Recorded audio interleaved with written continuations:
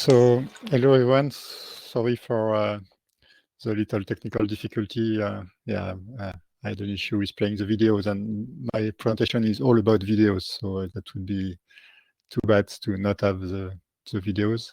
I can't actually see if they are playing good enough, because on my end I'm receiving them badly, but I hope it's okay for everyone else. It's okay. It's not super smooth, but we can see the video. Yeah, that should be fine. Anyway, I think quite a large percentage of you already know who InSimo is. I will go quickly on the general things, and there is actually a few very new things at the end, including two things that you could actually try either online or actually using so far in your own projects.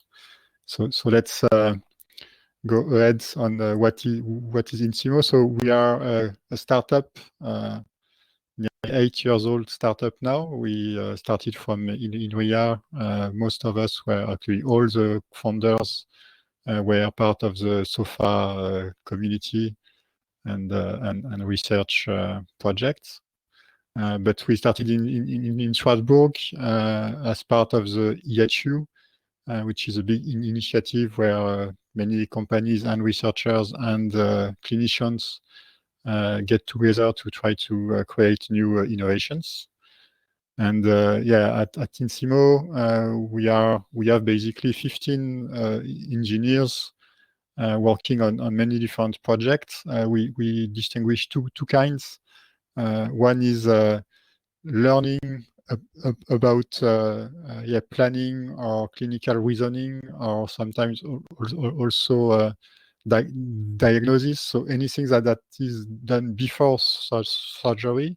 And then there is another kind of simulation that we are looking at, which is during the surgery. So more like about the gestures, about handling complications and things like that, and also like the stress and those kind of things.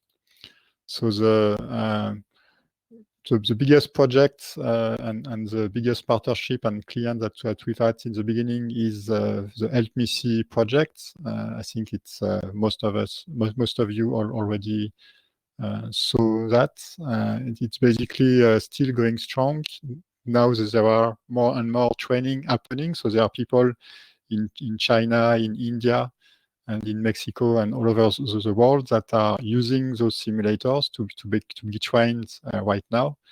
And we actually released this year the full procedure of the cataract surgery. And so this project is pretty much being used right now. And all of this is, of course, simulated in SOFA. So another project that we haven't talked about much now, it's actually a European project that we are finishing now. And the idea was to create a generic platform for simulating all kind of robotic surgery, because there is more and more companies right now who are developing new surgical robots. So we are available now to use that platform to provide those companies simulation technologies so that they can train their clients basically to use their robots.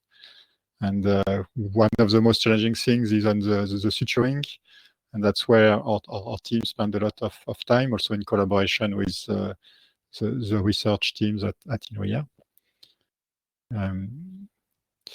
So unfortunately, I can't go too much into detail because there is many things to present. But the other project is it started as a small project. It started at the Health Hackathon in Strasbourg, and the idea is to use a simple simulation. So it's just a puncture, a needle puncturing up to the lumbar.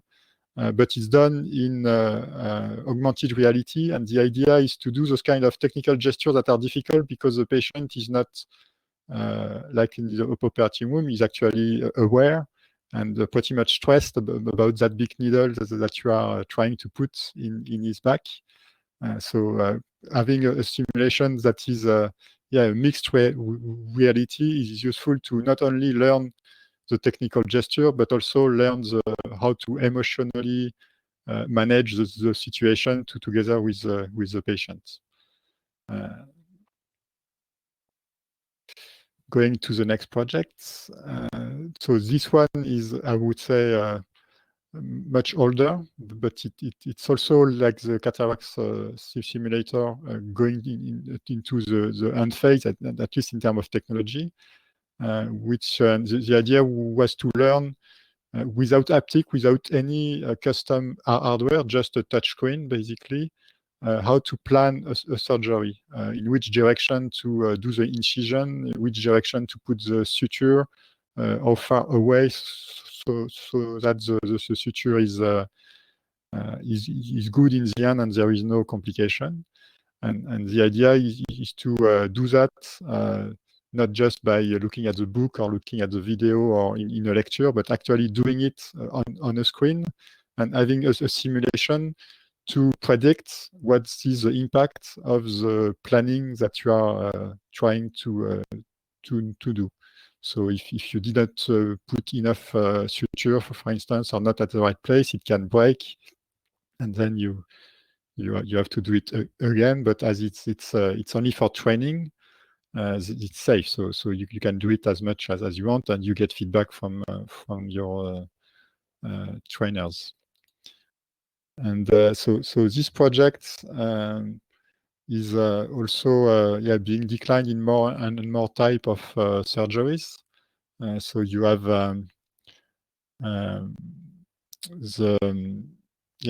some urology now, also some arthroscopy, not arthroscopy, sorry. Well, it is going inside with endoscopy. Endoscopy, that's it. Thank you. Here you go. And the last declination of that project, my mouse sometimes takes quite a while to click. Hopefully I don't click twice. Yeah. So this is one of the two things that is new this year and that you can actually try.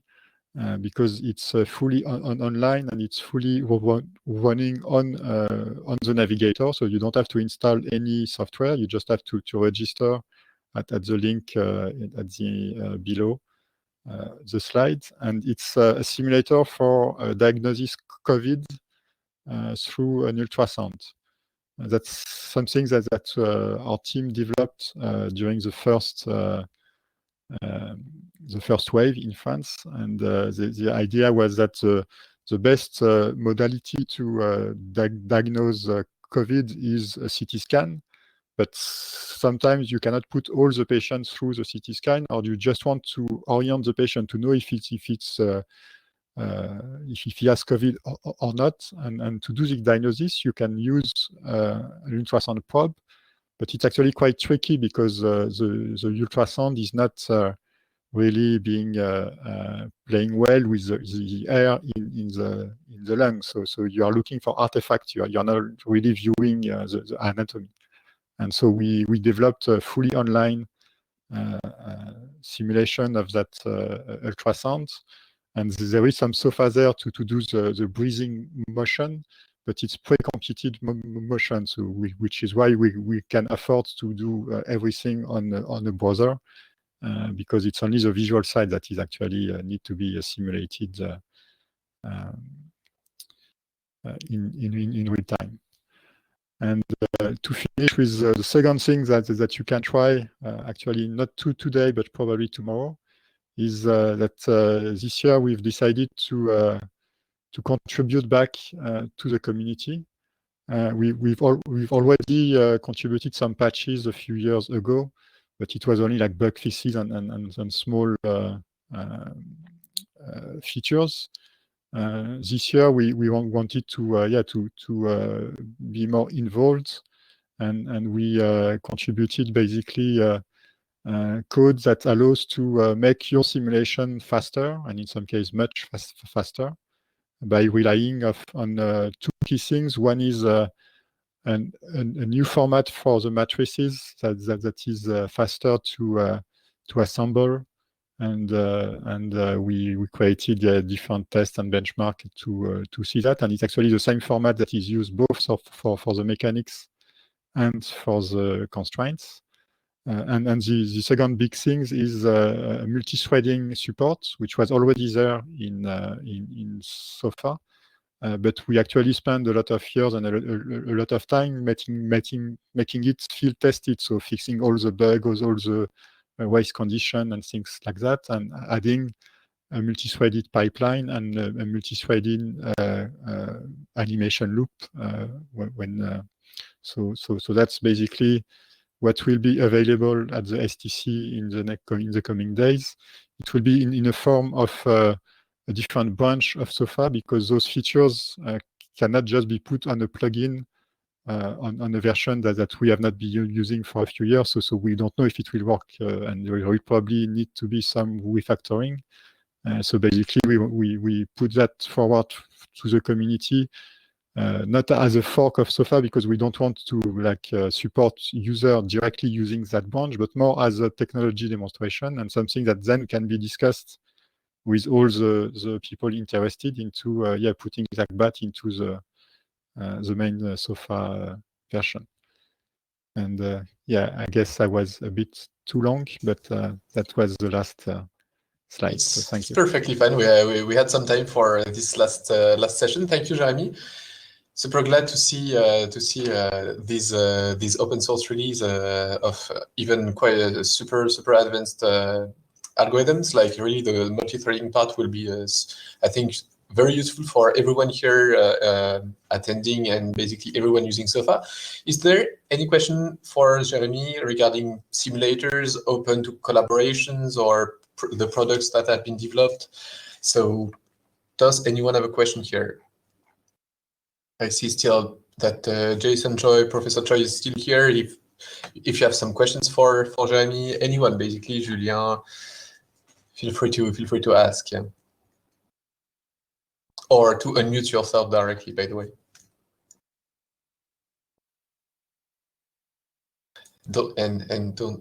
Professor Choi, yeah. One simple question.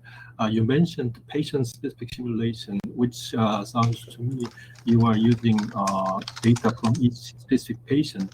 Then preparing that kind of patient-specific data, do you use any kind of special tools for the pre-processing of the data so that it can be easily loaded into your simulation system? Because sometimes it takes a long time to make the medical image data from image data to the appropriate simulation data, 3D model data. So do you have any special technology for that? Yeah, it's we spend a lot of effort trying to make that process smooth. We are not trying to make it automatic yet, at least, and we are relying on partners. Like all the image analysis is often done through a different company. In Strasbourg, there is one called Visible Patient, so we get the 3D data of most organs that way, but then there is some manual engineering work needed to add the attachment point and some of the material properties. Although we do use some machine learning type of approach to find good stiffnesses while still having stability and things like that. So in the end, we can take a CT scan of a data of a patient case and integrate it in something like display, and when we learn the planning in a few days of work. So it's not automatic, but it can be done pretty quickly.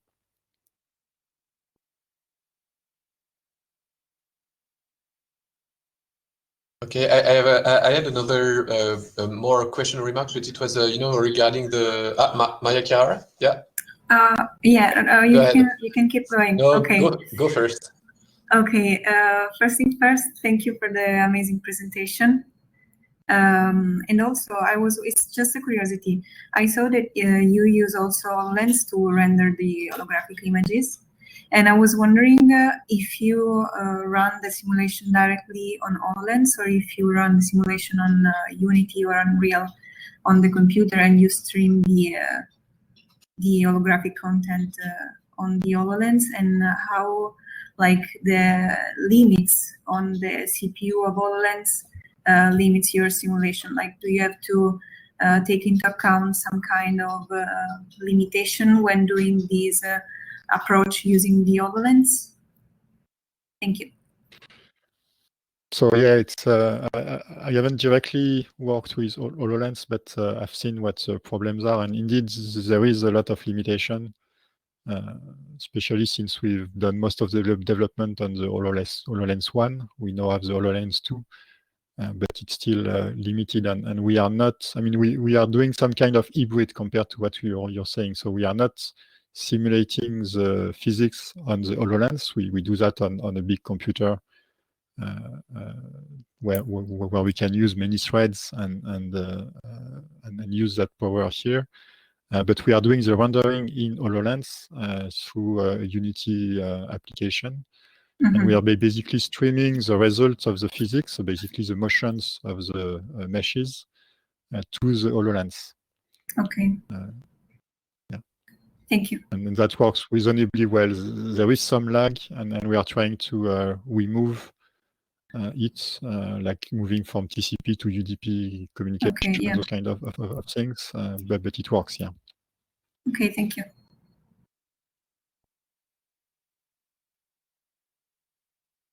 Any other question? I'm going to ask mine just maybe as the last one. If there is another one, please intervene and come and unmute yourself or write in the chat. But it was, regarding the stomach simulation that you have in the display project. How much is that actually tested by surgeons, and what's do you have a usual way of doing things, always collaborating with a clinical expert, or how do you assess the simulations? Yeah, in all our projects, we involve medical experts as much as possible, and for the case of display, there is different specialties now. So we have different projects with different experts. So some of them are working at Provas, the simulation center in Strasbourg, and some at EHU. As far as I know, don't ask me the name, because unfortunately I don't know them. But yeah, I think it's pretty important to get constant feedback from experts to do a good simulation. Yeah. I just added myself in the chat for the one who are interested. That's a center of simulation, especially interested in vascular applications, called Provas. So that's the group InSimo is collaborating with. They are more on the clinical side, so that can be of interest. Thank you very much, Jeremie.